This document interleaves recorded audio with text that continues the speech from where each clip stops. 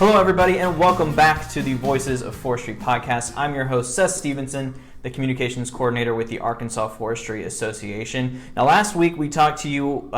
We talked about the logging community here in Arkansas. We spoke with Larry Baccarosa with the Arkansas Timber Producers Association and how those groups of loggers are usually small business owners. And today we're going to get into the economy side of everything. Today my guest is Dr. Matt Pelkki with the University of Arkansas at Monticello. Dr. Pelkki, thank you so much for joining me today. I appreciate it. Oh, Seth, you're very welcome. It's wonderful to be here. Okay, so now I kind of mentioned this before before we started talking. Economy, anything with numbers is not my forte by any stretch of the imagination. So I really appreciate you being here. This is your bread and butter.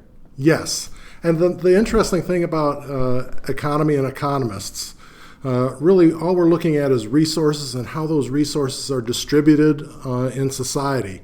We can either look at the cause and effect, explaining how things are, the way they are, or we can look at doing some predictions in terms of how might we better distribute resources to get greater impacts, greater benefits for society. So before we hop into kind of specifics, because we got a lot to talk about here over the next 30 minutes or so, just explain to everybody who you are. What you are a teacher, you're an economist. What is it that you do?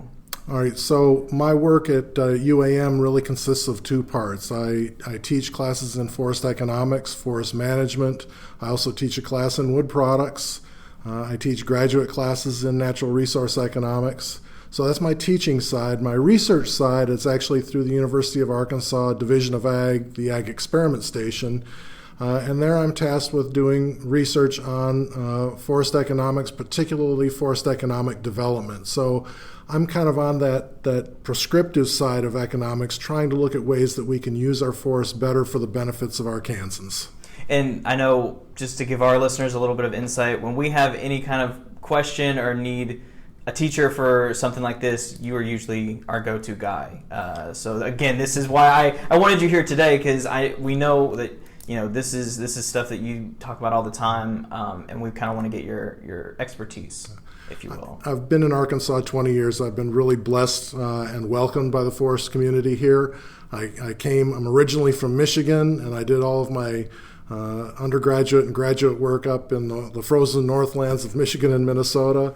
I spent 10 years kind of in the near south of Kentucky, and I've been here 20 years and have just felt so welcomed and been so excited and continue to be excited about working in Arkansas. It's a great place to be if you're a forester.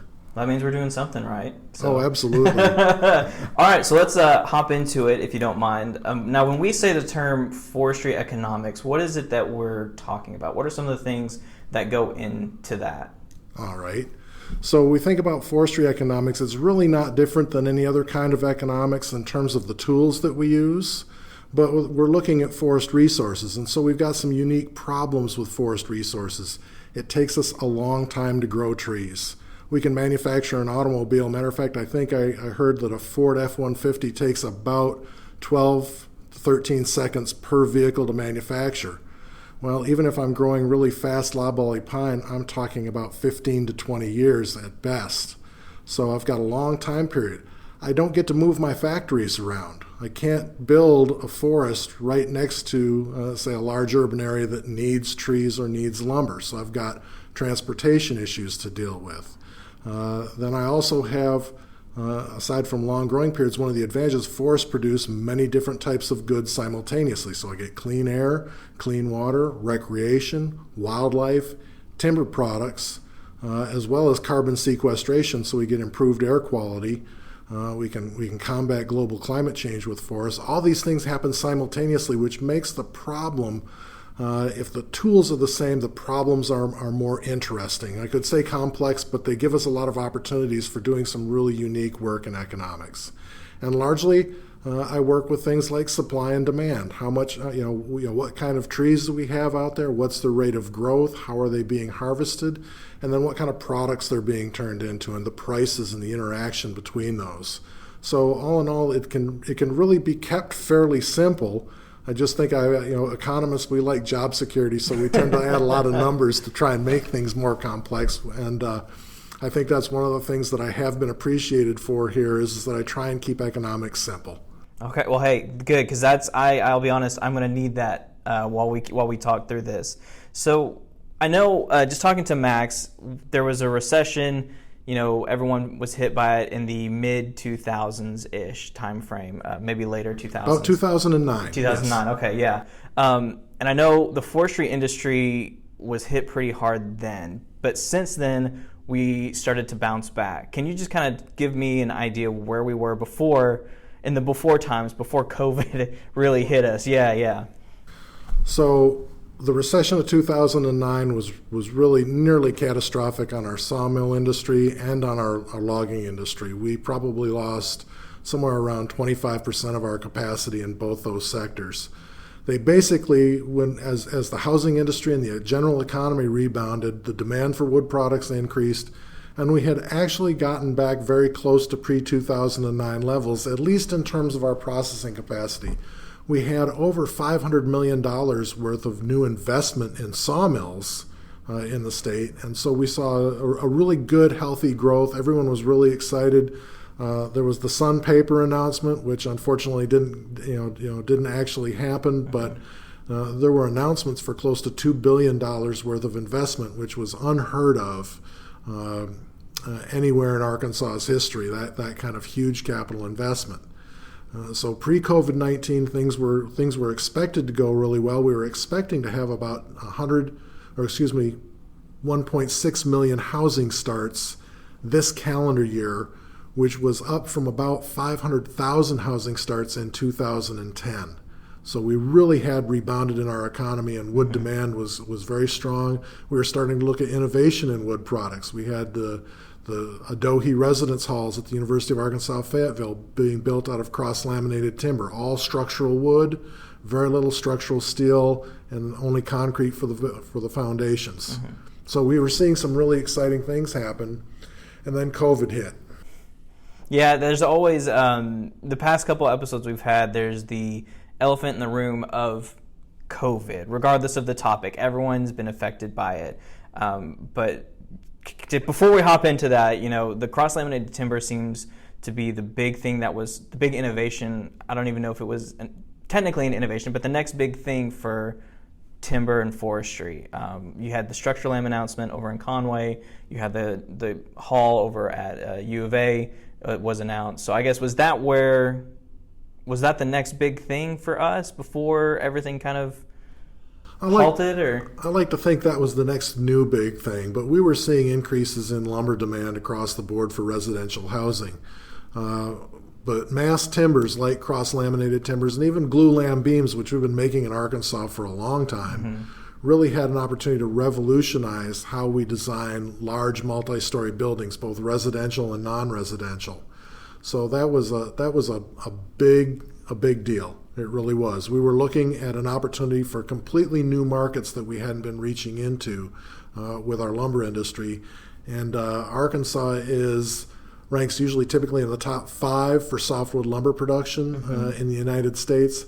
We also ranked 9th overall for wood, all-round wood production in the U.S. So it's an important part of our economy. And so now we're in COVID times, as it were. Where are we at right now in terms of our forestry economy?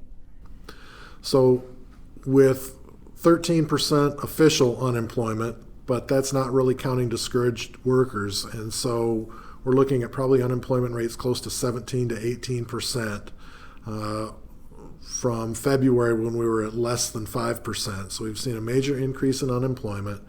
We've seen housing starts drop from an expected rate of 1.6 million a year to less than 900,000 now is what we're predicting for 2020. And we've seen a general uncertainty about the economy, a lack of consumer confidence, a lack of builder confidence, difficulty in builders getting workers in, likely lowering of H-2B visas.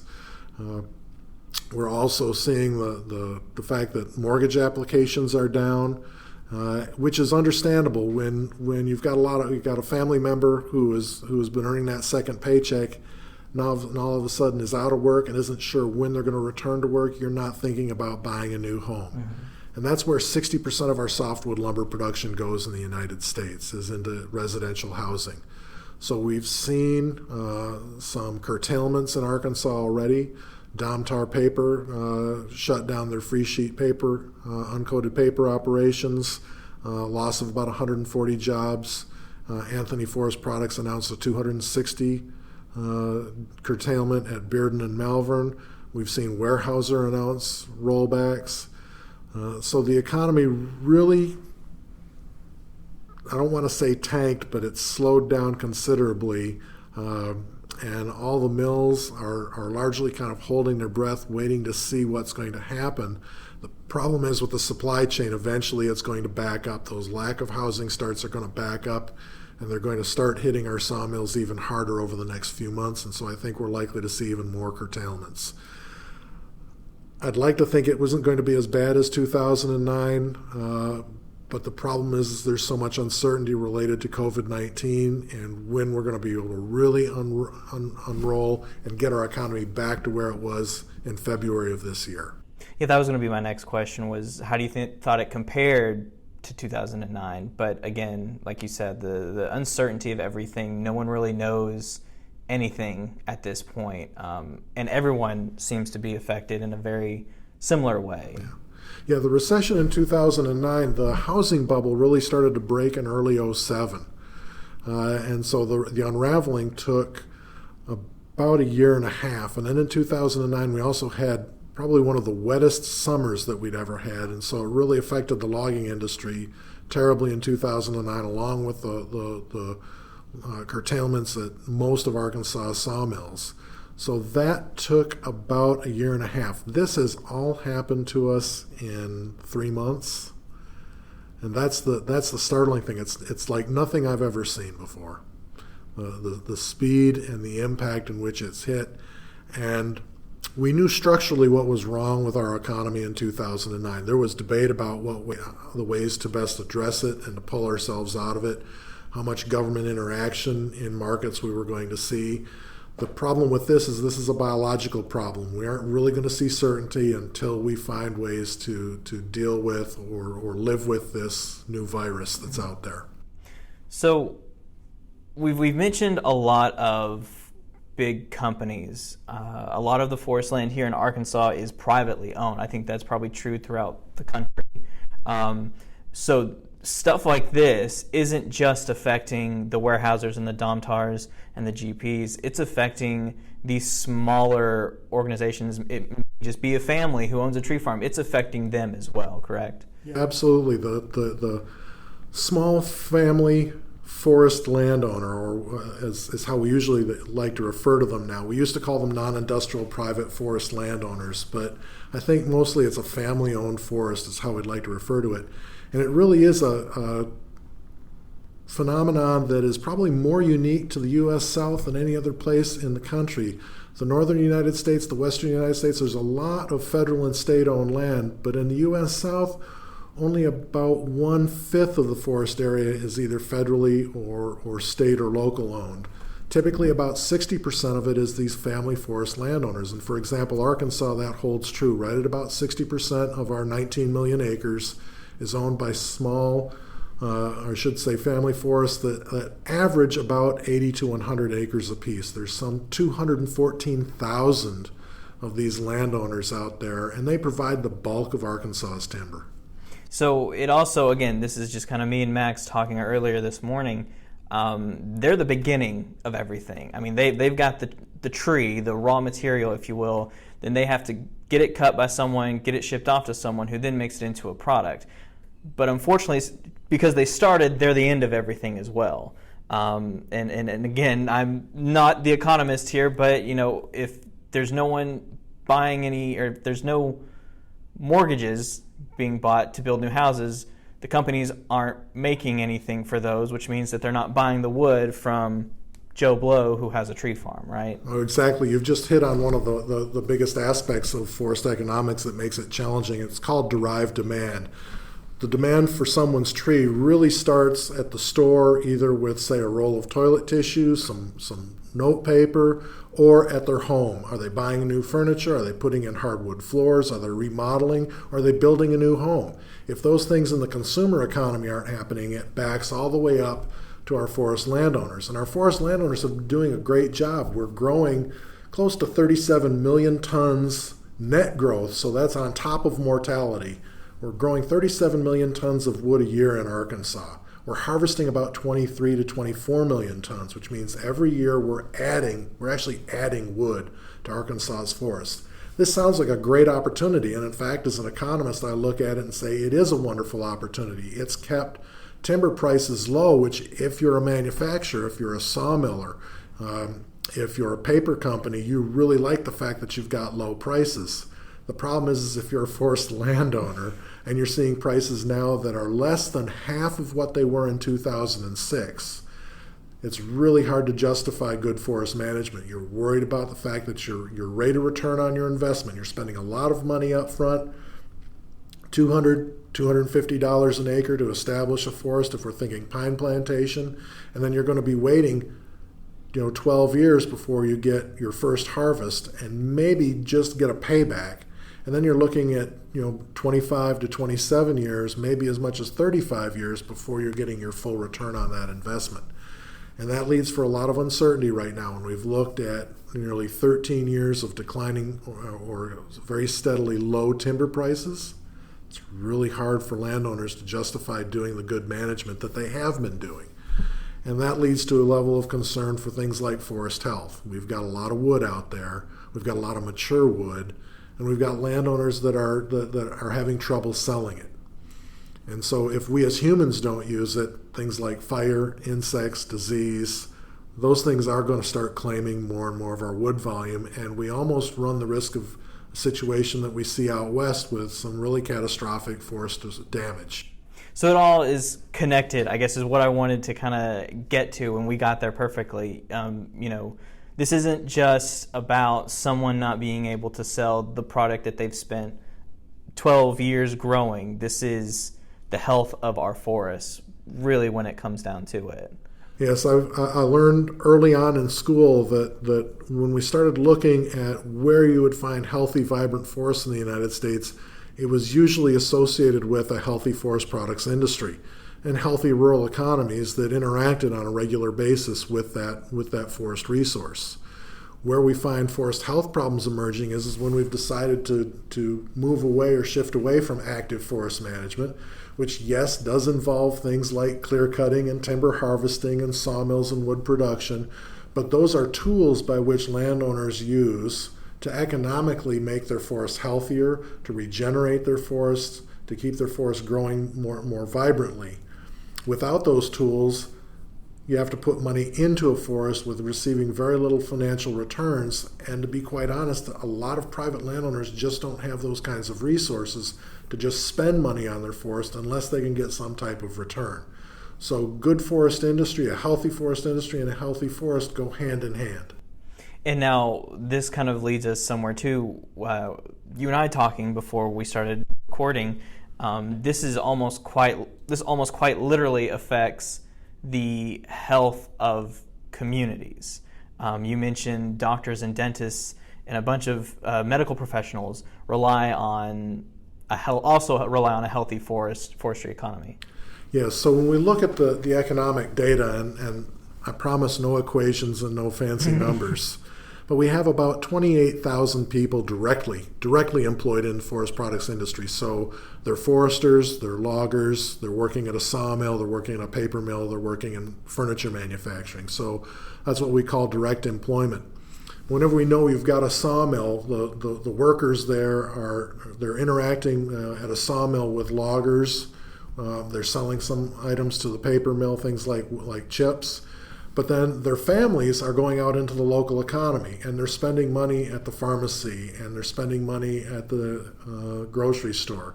They're spending money at their doctor's and dentist's office. And so when we look at that total impact, we're looking at nearly 70,000 jobs in the state. And the majority of those are rural. And if we look at those numbers, we can actually break those numbers down, and there's about 1,500 people that work at offices of doctors and dentists that are directly tied to the forest products industry. So if a sawmill goes down, and these jobs are actually really good jobs, the average salary in the forest products industry in Arkansas is over $52,000 a year, which is well above the state average in terms of employee compensation. So you've got really good jobs. Now they're located in rural areas, and they're supporting, these jobs come with health care benefits and retirement benefits. And so these are really supporting a lot of infrastructure that entire rural community depends on. So when a paper mill, like the container board mill at Crossett closes, shuts down, there's a lot of employees that don't have health care insurance anymore, and so they don't go to their doctor, they don't go to their dentist. They're going to kind of hope that they don't get sick. But at the same time, those doctors and dentists lose a big portion of their paying patients, which means that they start looking for other places, and that entire community loses valuable healthcare workers. When we're in a contraction mode, it seems almost like a tragedy. On the other hand, when we build the forest products industry in rural areas, there's a lot of social benefits to it. A single income household makes a sufficient amount for a living wage, which means that you've got social infrastructure. The second wage earner may only have to work part-time. And so we just think about it as, growing up, whether it's with your own children or if you remember growing up, it's nice to be able to have mom or dad be able to pick you up from school and drop you off or participate in after-school activities and the benefits that has for society. So this industry is really vital in terms of maintaining good rural health amongst human populations, as well as all of the benefits the forest produces in terms of clean air, clean water, recreation for those communities. So my big question, and I know there's not going to be, a cure-all, what needs to happen to get us back to where we were before COVID hit? So I guess I'm going to start with an assumption that the medical scientists are going to come up with treatments or vaccinations for COVID. Fingers crossed, yes. Keep fingers crossed. I really believe that all the science indicates that we're going to be able to find a cure to this bug. It's just going to take a little bit of time. Mm-hmm. So once that happens, we will see a return to the housing market. One of the things that we know is we have to build at least about 1.5, 1.6 million homes every year just to keep the supply of homes in the United States level. We've been below that level for over a decade. So we know that there's pent-up demand for housing. So when that hits, that's going to lift the sawmill industry back to pre-COVID levels and actually even beyond what we saw in pre-COVID levels. So that's going to help that industry. We're also likely to see, as the result of COVID, we're probably going to see some additional investment in the tissue industry, in the pulp and paper sector. We're going to realize that there's going to be more needs for things like paper masks and sanitary items, and there's probably going to be a greater reserve that's going to be held, as living with COVID-19 and other viruses is likely to be something we're going to be more prepared for in the future. So that's going to help investment in the pulp and paper sector. Lastly, I'm looking at new products, and so we talked about the residence halls at Fayetteville briefly before. This idea of cross-laminated timbers and mass timbers we're going to be looking at being a revolutionary wave in the way we build multi-story structures in the United States. I also think it's going to be a way for us to export housing around the world. Realize that we've got about a third of the world's population that lives in substandard housing. We've got a way to provide modular housing units and apartment units for people around the world to give them a decent place to live with reasonable climate control and shelter and a safe environment for them to live in. And it doesn't take too much looking on the news internationally to see that there's a lot of large cities around the world where people are living in very substandard conditions. The U.S. South has a way to house the world in a sustainable way. And I guess that's one of my missions always has been as a forester. I look at it and say, I love the forest. I love all of the recreation, the water, the wildlife, but I also see the forest as a way of supporting human health and life. And so there's a great synergy between those two things. And as an economist, I guess when I think about resource allocation, those are the kinds of things that drive me as a scientist. is trying to find ways to make those two things work hand in hand. So I think for landowners, it's maintaining the forest health in your stands. It's getting thinnings done when you need to maintain forest health, and being patient that the markets are likely to return in 2 to 3 years. One of the advantages that we've got is that forests are a durable crop. Your trees aren't likely to die if they aren't harvested this year. Mm-hmm. However, we've got to make sure that we watch for things like southern pine beetle and Ips beetle. We got to make sure that we're looking for those forest pests. We need to make sure that we're maintaining our fire lanes, and being good stewards and watching out for things like fire danger as we're carrying a lot more biomass out on our lands. But I think that if landowners do that and are patient, they're going to see a return to these really good markets, and hopefully we're going to be able to build even better markets through the use of these mass timbers. So the name of the game is essentially maintaining until we get that cure and everything's good. That way we don't start behind if things start to if we let things deteriorate in our forests. Yes. Okay. It's really practicing good ecological forestry. And it's something that Arkansas landowners have been doing for a long time. It's one of the reasons why we're growing 37 million tons a year, even though we're harvesting only 24. I would challenge Arkansas's forest products industries to be able to keep up with the landowners. At this point, we're trying to find ways. One of the things that we're doing with research projects at UAM is trying to find ways to build and grow new markets for people to use wood in more areas. There is a general conception when you talk to people in a lot of urban areas that, we're not really in surplus in trees. We're running out of trees and we're running out of forests. And certainly there are parts of the world where that's a problem. In Arkansas, when I talk to people and the general public, the fact that we've got far too many trees and we're growing them so fast that it's almost becoming a problem for us, they kind of look at me with a look of incredulousness and say, that can't really be true. And I said, but that's what the data shows us. That's what all of the forest inventory and processing data shows us. And it's what we see when we look out in the forest. If you get past the clear cut by the side of the road, you look at the massive amount of forest growth that's happening, and we know that we're growing. Our supply is increasing faster than our demand, and that's what's pushing prices down. And so a lot of the work that I'm doing is not so much, initially I came here and I was kind of tasked with helping the landowner grow more trees. Well, I found out pretty quickly that the Arkansas landowner doesn't need help growing more trees. What they need help with is finding markets for those trees. Mm-hmm. And so that's, I think, where the emphasis needs to be in terms of research, in terms of working closer hand in hand with AFA and the forest products industry to help find those markets. And in some cases, the markets are there. Some cases, we're just trying to find the barriers to developing those markets. For example, people being afraid that if we build these tall wood buildings that they're going to burn, when we know all the scientific evidence shows that they're as or more resistant to fire than steel buildings. So we are the 9th largest producer of roundwood that I mentioned. $445 million a year in payments to landowners from timber sales are what we estimate, which places us always in about the top 5 of crops grown in Arkansas. Mm-hmm. We have trouble competing with broilers. Tyson tends to beat us out.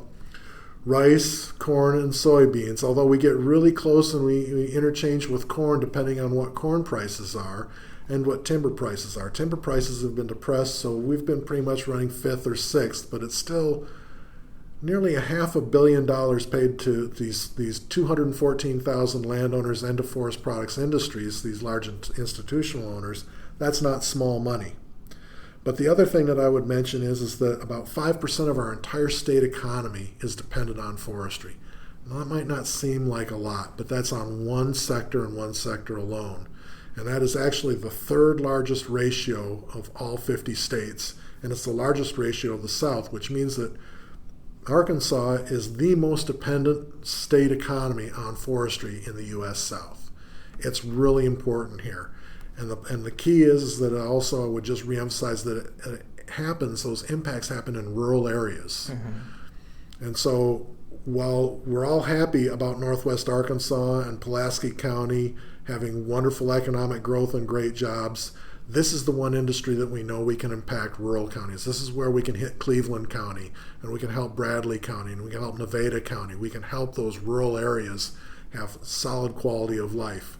We can even impact places like Stone County, which the forest industry isn't large up there, but the sawmill there where people work pays an average wage of more than $400 a week, $400 a week more than the average county wage. So wow. even in these rural northern counties, these sawmill jobs, these logging jobs are vitally important to the economy. So I guess if I would to end with anything is that Arkansas is very dependent on forests and is very dependent on healthy forests. I mean, I've grown up in Arkansas my entire life, and coming to AFA about 2 years ago and learning all this stuff, that how big forestry is in Arkansas, was astounding. Because you can see the rice fields and the soybean fields, but a lot of these tree farms are on dirt roads that you wouldn't go back there for unless you're going back there for the tree farm. So yeah, I mean, I completely understand now how important these are, just for everyone here in the state in general. Well, Dr. Pelkki, I appreciate you joining me today and coming all this way to talk to me. So thank you so much for doing this and kind of straightening things out for me at the very least. Seth, you're very welcome. It's been a pleasure talking to you today. Well, thank you. And thank you guys for listening to the podcast. As always, we're going to have a new episode up the first Friday of every month, so stay tuned for our next episode. I also want to thank Some Guy Named Robb / Robb McCormick for the use of our theme song, The Same Love, off of his album, The Folkster. You can catch more of his music on Spotify or wherever you get your music. And if you want more information about the Arkansas Forestry Association, you can find us at arkforest.org. That's ARKFORESTS.org. Thank you again for listening. I've been Seth Stevenson. We'll see you on the next one.